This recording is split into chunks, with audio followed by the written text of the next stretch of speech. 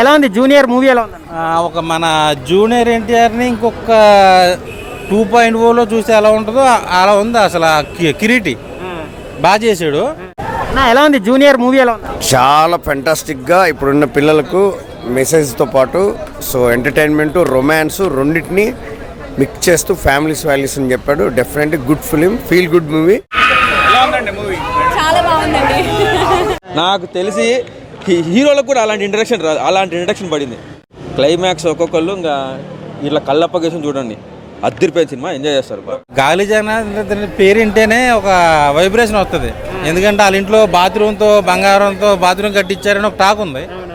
So ఆ విషయాన్ని పక్కన పెడితే సినిమా అయితే చాలా బాగుంది. కుర్రోడు మంచి యూత్ఫుల్ స్టోరీ తీశాడు.